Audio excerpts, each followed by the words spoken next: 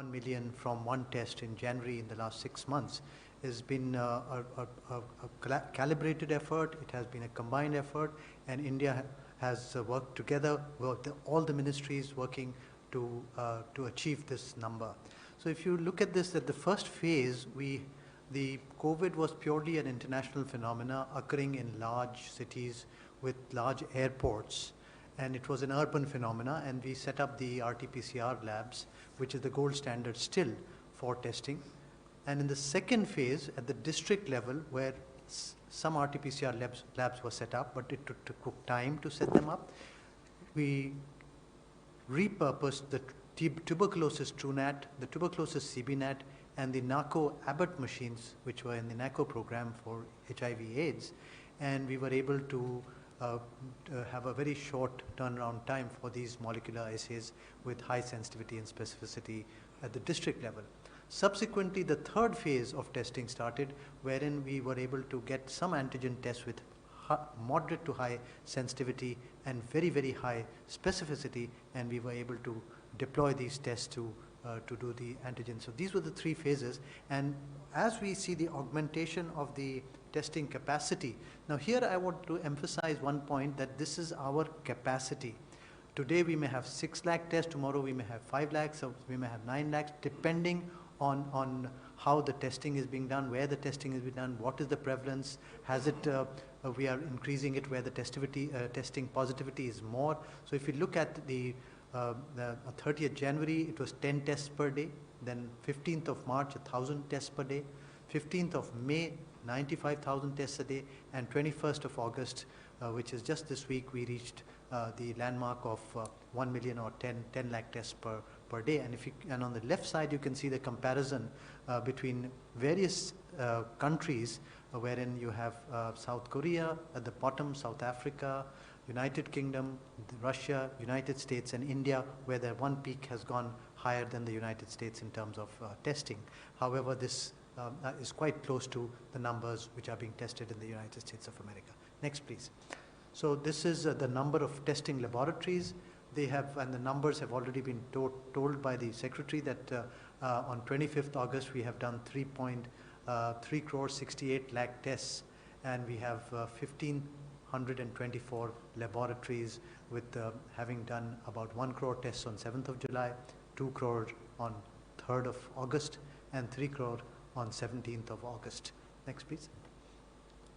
So we also have been able to set up the high throughput laboratory machines at various sites, and these have the capacity of testing more than 1,000 tests at one place.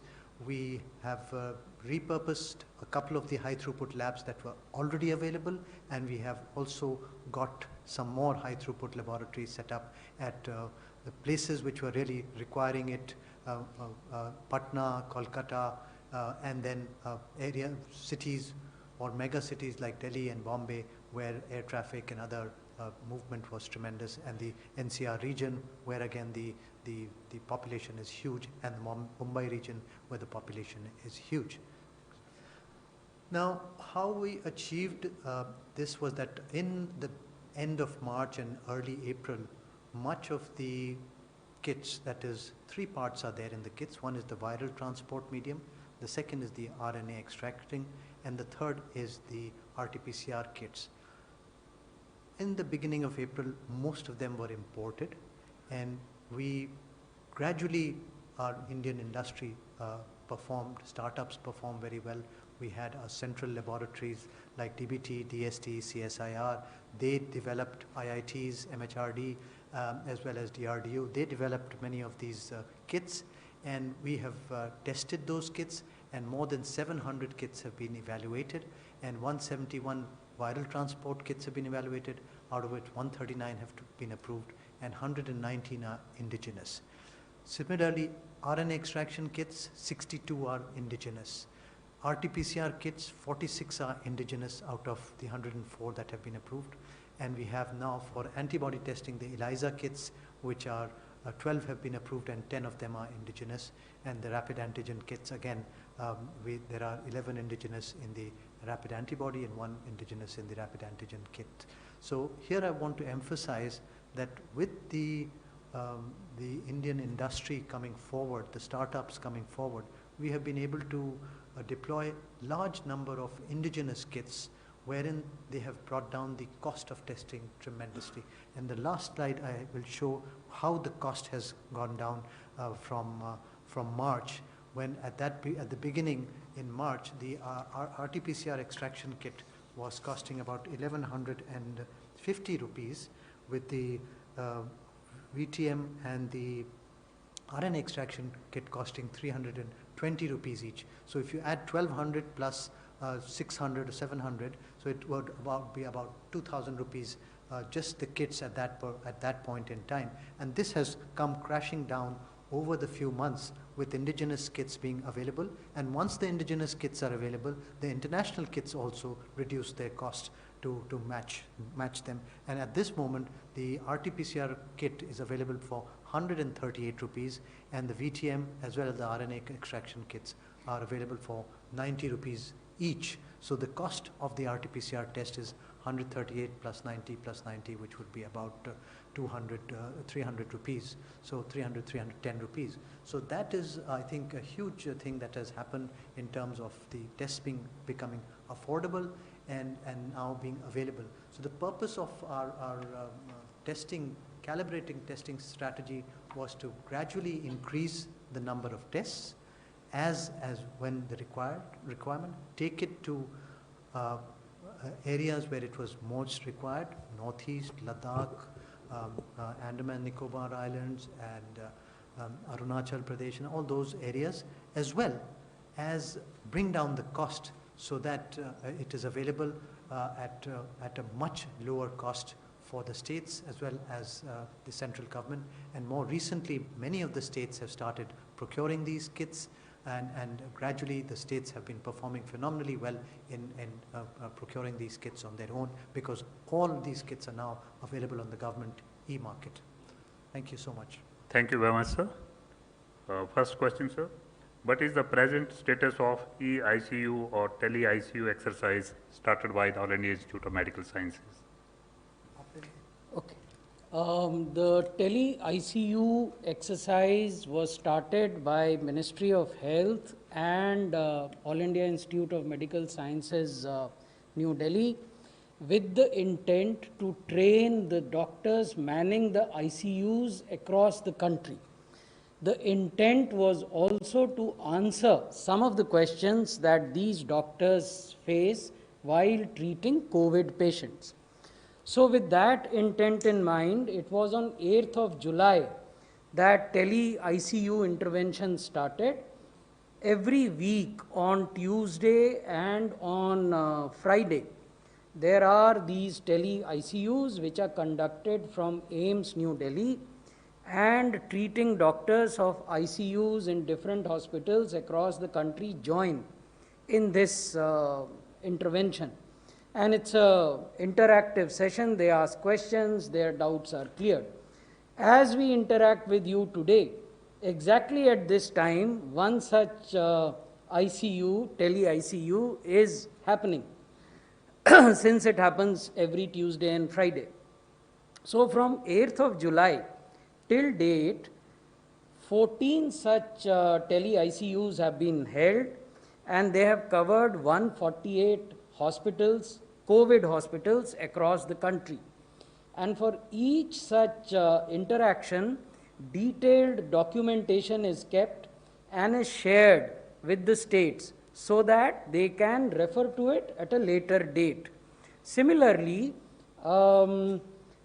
there is a document that is under preparation by AIIMS New Delhi. It is a FAQ to help the treating doctors manning various ICUs across the country. So the experience so far has been quite good. 11. Nitendra DD news से। Sir, आने वाले दिनों में school open होंगे, खासतौर पे छोटे बच्चों का, तो 10 साल से कम उम्र के बच्चों के लिए मास्क को लेकर क्या कोई नई गाइडलाइन आएगी या फिर क्या कुछ व्यवस्था होगा? अभी जो गृह मंत्रालय द्वारा जारी अनलॉक की गाइडलाइंस हैं, उनमें स्कूलों या कॉलेजों को खोलने से संबंधित कोई निर्देश नहीं है। ये तथ्य स्पष्ट होना चाहिए। दूसरी जो महत्वपूर्ण बात है वो ये कि स्वास्थ्य मंत्रालय विभिन्न गतिविधियों को जब जब वो खोली जाती हैं, जैसे निर्णय एक हुआ था कि आप मॉल्स को खोलेंगे या जिम्स को खोल सकते हैं या इकोनॉमी के अन्य गतिविधियों को खोल सकते हैं, तो ऐसी प्रत्येक गतिविधि के लिए स्वास्थ्य मंत्रालय द्वारा एक एसओपी बनाया जाता है।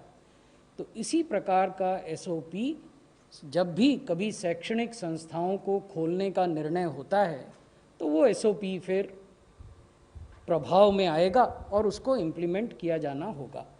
22. My question is to DG ICMR. Sir, various sero studies have come up so far, from Delhi where we are told about 28% to Pune where we are told about 51% seroprevalence.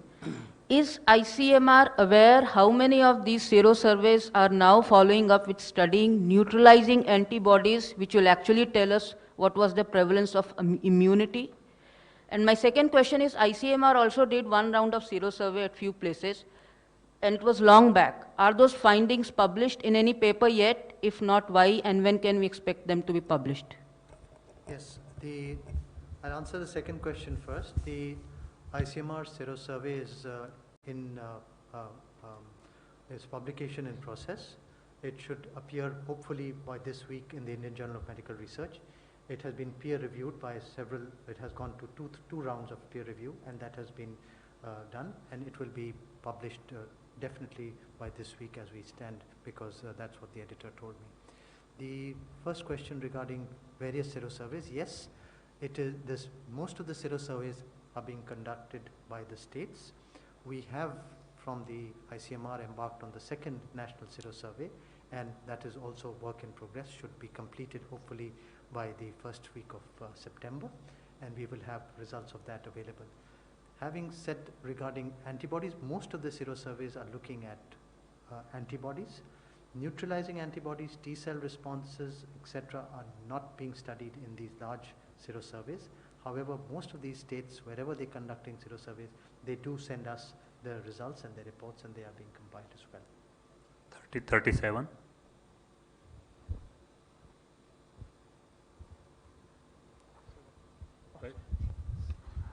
Sir, मैं अशोक हूँ NI से। मेरा सवाल ये है कि corona के जो तीनों वैक्सीन हैं उनके स्टेटस क्या है और वो तीनों कौन से स्टेज पे हैं। दूसरा सवाल ये है कि क्या हम लोगों ने कुछ ऐसा नियम बनाया है कि जो अभी इंटरनेशनल फ्लायर हैं वो बिना आरटीपीसीआर टेस्ट कराए वो फ्लाई कर सकते हैं। कोरोना वैक्सीन जैसे कि मालूम है कि 3 वैक्सीन्स इस समय भारत में कुछ थोड़ा आगे बढ़ सकी हैं, और 3 और वैक्सीन हैं जो प्री क्लिनिकल स्टेज में हैंगी। जो 3 जो आगे बढ़ चुकी हैं उसमें सीरम इंस्टीट्यूट वाली वैक्सीन है जो फेज़ 2B और 3 की स्टेज में चली गई है, शुरू हो गई है, और जिसमें 1700 मरीज़ों को स्टडी किया जाएगा। और दूसरी भारत बायोटेक की वैक्सीन है जो फेज़ 1 की स्टडी में 375 मरीज़ को कंप्लीट कर चुकी है और सेकेंड फेज़ शुरू करेगी। और तीसरी जाइडस कैडिला की है जिसमें कोई फेज़ 1 की कंप्लीट हुई है उनकी, कोई 45 या 50 मरीज़ की, और सेकेंड फेज़ उनकी शुरू होने वाली है। तो ये पोजीशन है। और शुरू होने वाले इसमें फेजेज़ में आप लोग को ये समझना ज़रूरी है कि पहले 1 डोज वैक्सीन की मिलती है, क्योंकि ये हमेशा 2 डोज वैक्सीन है। तो पहले 1 डोज मिलेगी, उसके 14 दिन या 28 दिन बाद दूसरी डोज मिलेगी, और उसके बाद कम से कम 2 हफ्ते के बाद उनकी एंटीबॉडी रिस्पांस या 4 हफ्ते के बाद एंटीबॉडी रिस्पांस देखी जाती है ब्लड में कि एंटीबॉडीज पैदा हुए या नहीं पैदा हुए। 10. Yes, madam. Sir, Please, I think you have already asked 2 questions. Just let next one ask the question. So you have been mentioning that India has now increased its recoveries, and we are seeing a lot more recovered patients. But so there have been some complaints from the recovered patients themselves who have been admitted back into the hospitals with respiratory problems such as lung fibrosis. So we were hearing that some kind of post-COVID care facilities will be started. So could you give us more information on that? And how is the government looking at hand-holding hospitals across the country in states to do that? There is a technical committee in the Ministry of Health which is headed by Director General Health Services. It's called the JMG. It consists of domain knowledge experts from different central government hospitals, from AIIMS New Delhi, from WHO India office, and even domain knowledge experts from outside the government. So that body, as I have shared with you earlier, is working on a document, a guidance document for people who recover from COVID and the possible complications that may arise and how to address those complications. To finalize that document, this technical body, the JMG, is obtaining data of the recovered patients from central government hospitals and AIIMS across the country, and those patients specifically who have come back with certain complications and have then been treated. 99. So my question is, my first question is to both Mr. Bhargava and Mr. Bhushan. And that is regarding the breakup of RT-PCR and antigen tests. So why are we not being made available that breakup?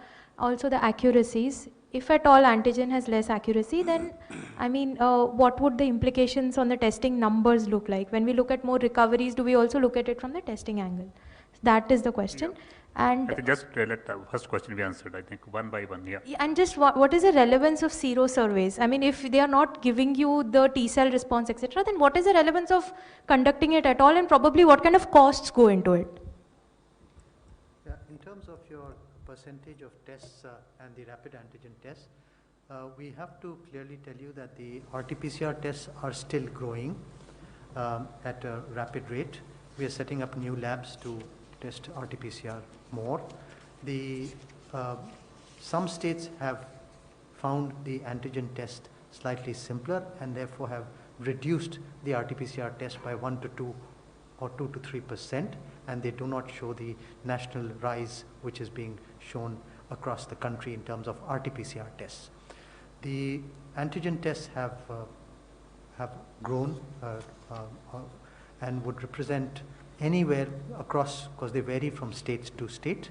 So if you look at the national average, there would be around 30 to 40% in terms of antigen tests, but many of them, if they are symptomatic, have to be followed by an RT-PCR test. So that adds to the number of RT-PCR tests. In terms of sensitivity, that has been discussed several times. The specificity is nearly 100% for both the tests, but sensitivity for the rapid antigen tests varies from, is of moderate nature and could be anywhere between 60 to 85%. However, the RT-PCR sensitivity could be anywhere from 80 to 95%, depending on the situation and how the sample has been collected and at what time of the illness the sample has been collected.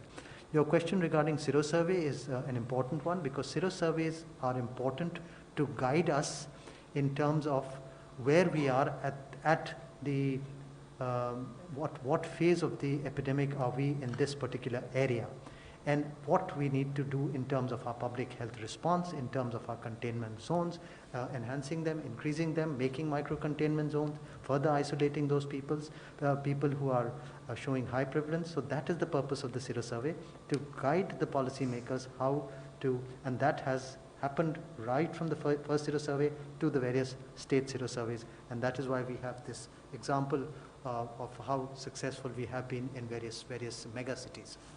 33.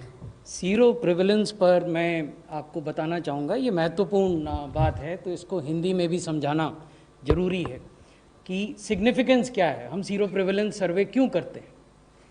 हम इसलिए करते हैं कि हम जानें कि infection का spread क्या है, एकेडमिक एक्सरसाइज तो अलग चीज़ है, लेकिन जो लोग ज़मीन पर लड़ाई लड़ रहे हैं उनके लिए ये जानना ज़रूरी है कि इन्फेक्शन का स्प्रेड क्या है। मैं आपको उदाहरण से समझाता हूँ। दिल्ली में पहला राउंड सीरो प्रेवलेंस का हुआ एनसीडीसी के नेतृत्व में, और इसमें मिड जून का जो इन्फेक्शन था उसको कैप्चर करने का प्रयास किया गया। दूसरा राउंड दिल्ली सरकार ने किया और उसमें मिड जुलाई के इन्फेक्शन को कैप्चर करने का प्रयास किया गया। आप दिल्ली इस समय 11 प्रशासकीय जिलों में विभक्त है। Delhi is divided into 11 administrative districts, although we take Delhi as one administrative unit. I will give you example of two districts and how it feeds into policy making. In southeast Delhi, in the first round of zero prevalence, the prevalence was 22.12%. 22% infection का spread पाया गया पहले round में। दूसरे round में south east Delhi का जो जिला है उसमें 33% प्रिवेलेंस पाया गया। तो किसी ज़िले में जहाँ 22% प्रिवेलेंस है और किसी ज़िले में अगर किसी अन्य तारीख में 33% है, तो उसका प्रभाव उस ज़िले में किस प्रकार की कंटेनमेंट की कार्रवाई की जानी है, किस प्रकार की सर्वेलेंस की कार्रवाई की जानी है, उस पर पड़ेगा। तो ये सिग्निफिकेंस है सीरो प्रिवेलेंस का। एक दूसरा उदाहरण साउथ वेस्ट दिल्ली का मैं आपको बताना चाहता हूँ। पहले राउंड में साउथ वेस्ट दिल्ली में sero prevalence was 12.95%, which is रफली 13% प्रेवलेंस पाया गया साउथ वेस्ट दिल्ली में पहले राउंड के सीरो सर्वेलेंस में। दूसरे राउंड में केवल 16% पाया गया। इसका अर्थ ये है कि साउथ वेस्ट दिल्ली की जो बड़ी आबादी है वो अभी भी ससेप्टेबल है इन्फेक्शन से।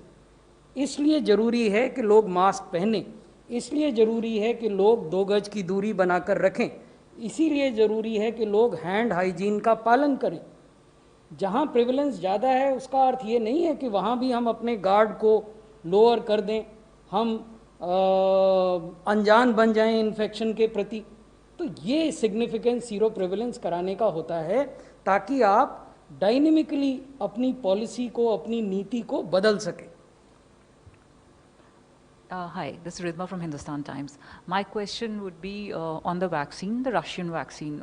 How do we stand there? Where do we stand? Have they placed any formal request with Indian government for its manufacturing here in India? As far as Sputnik 5 vaccine is concerned, both the countries are in communication. Some initial information has been shared, some detailed information is awaited. 20. Sir, at a time when there is a lot more discussion going on the NET and JEE examination, what is ministry's view on the congregation that is going to take place? Because everyone consults the ministry, and the only fear that is there in everyone's mind is the congregation that will happen at the exam centers in the rural and the urban areas. What is the ministry's view? The joint entrance examination that is for engineering is organized by National Testing Agency NTA, and the NEET examination for medical seats is organized by BOG MCI.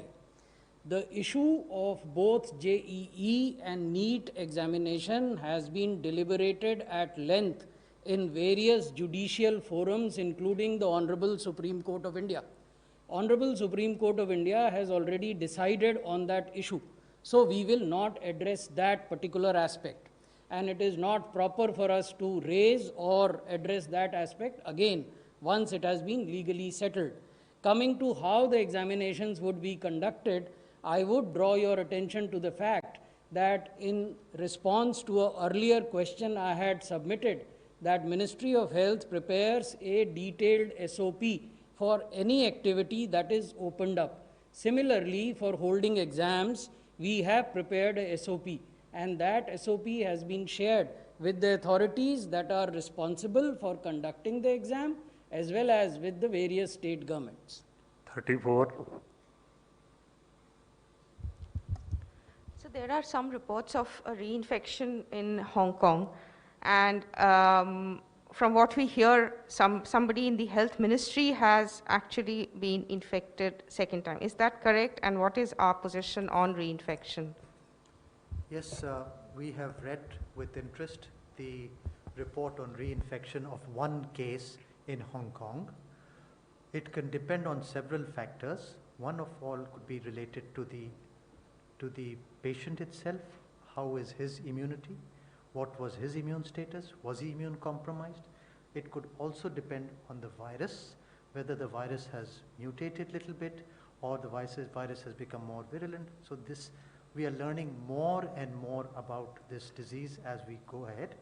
Having said that, this is only one case that has been reported of reinfection, and that is very rare for viral infections, because I will give you an example of measles. Now measles, if once it affects, you are supposed to get lifelong immunity. But there may be a few cases, rarely, where you may get measles the second time. Similarly, this is a stray example of a second. We do not yet know how long the immunity lasts, but for measles we know that it lasts lifelong. But for this disease, we are still trying to find out exactly how long the immunity will last. And because the disease itself is only 7-8 months old, so we cannot comment detailed on this, but it's just one case and we need to closely follow it up. But at the same time, we do not to be alarmed immensely about it at the moment. 14. Hypothetical question. 14.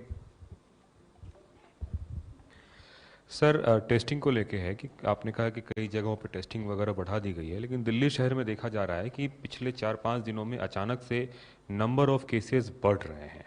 तो क्या ये testing घटाने की वजह से ऐसा आ रहा है या फिर क्या वो रीअकर कर रहा है दिल्ली में? ये पहला सवाल. और दूसरा सवाल ये कि क्या कोई वैक्सीन ट्रैकर भी बना रहे हैं? There are many people who are waiting for the question. Please just restrict to one question. अच्छा. देखिए, एक पॉइंट नोट करने का है कि वैसे दिल्ली में बहुत ज़्यादा केस नहीं बढ़ रहे हैं. एक समय पे काफ़ी 3-4 हज़ार तक पहुंच गए थे. 1400 आए, 1000 आए, तो अभी 1000-1400 के बीच में चल रहे हैं. बीच में 1000 के नीचे भी गए थे एक बारी. मगर दिल्ली NCR रीजन की आबादी बहुत ज़्यादा है, मूवमेंट भी ज़्यादा है, और जैसे अनलॉक हुआ है थोड़ा सा मूवमेंट बढ़ा है, तो हम लोग को सारे एहतियात रखने हैं. मास्क पहनना, hand washing and physical distancing, इसलिए ये बहुत ज़रूरी है. नहीं तो जैसे कि लंदन में देखा गया या इटली में देखा गया, थोड़ा सा रिकरेंस स्पेन में देखा गया, थोड़ा सा बढ़ गया था, फिर कम होने के बाद फिर थोड़ा सा बढ़ गया. ये इसके लिए हम लोग को एहतियात रखना है, ये नेचुरल कोर्स है. 31. Hello, sir. So yesterday the WHO said that 172 countries have expressed interest in the Kovacs facility and are willing to make upfront payments. Is India one of those countries? And also with regards to capacity, vaccine capacity, what has the government learned from there? Is it looking at contract manufacturing? Should I answer the first one? What WHO said yesterday about Kovacs was the fact that 172 member countries have become part of the Kovacs facility. To the best of my knowledge, there is no reference to countries making upfront payment in Kovacs, nor have the countries been requested by the Kovacs authorities in this regard. Kovacs, as you must know, is an arrangement brought about by WHO, CEPI and Gavi. And it works on the principle of pooling the demand of member countries for vaccine on one hand and pooling on the other hand the supply of certain shortlisted candidate vaccines. They have so far shortlisted 9 such vaccines whose manufacturing capacities they have ascertained, and therefore then they have done a projected pooling of what would be available, and they have also done a pooling of the projected demand. Number 6.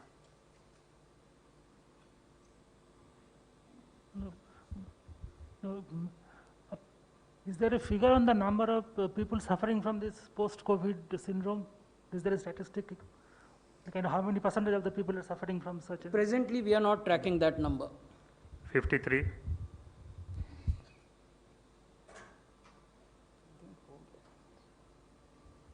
मेरा question sir वही था कि Russia को लेकर जो भारत सरकार से बातचीत हुई है, Okay, already उसको answered. लेकर वो हुई है कंप्लीट। Okay, 46. सर मैं लक्ष्मण हूँ CNBC आवाज़ से। हालांकि आंशिक तौर पे कुछ जवाब आपने दिए हैं। मेरा सवाल स्पेसिफिक ये है कि हम लोग अनलॉक 4 की तरफ बढ़ रहे हैं, वैसे चीज़ों को खोलने की तैयारी है जहाँ पे मास मूवमेंट होगा। क्या स्वास्थ्य मंत्रालय से किसी भी तरह की सलाह मशवरा हुआ है, और स्वास्थ्य मंत्रालय क्या इसके पक्ष में है या फिर आर्थिक मजबूरी है? जब जब अनलॉक की गाइडलाइंस निर्गत होती हैं तो whole of the government approach का पालन किया जाता है। ये गाइडलाइंस किसी एक मंत्रालय द्वारा जारी की जाती हों ऐसा नहीं है।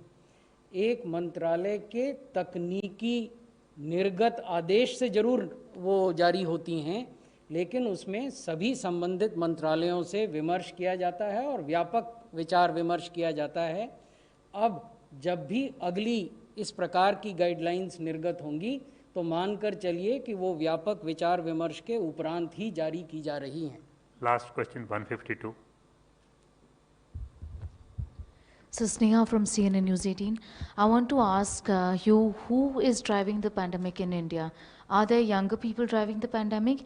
And what about the symptoms? Are there more asymptomatic people? What's your understanding of the current situation? What do you want to answer? I think it's a good question, who is driving the pandemic. It is, I would not say younger people or older people, I would say irresponsible people who are not using the mask are the ones who are driving the who are not maintaining distance, who are not using the, who are casual. Because there is a group of people that there is no need to be frightened about this pandemic, and there is a group who are very cautious. And I think you may find cases in the very cautious as well, but you have to remember that that is what is, they are definitely not driving the pandemic. It's the less cautious people who are driving the pandemic. Thank you very much, sir. Thank you, friends.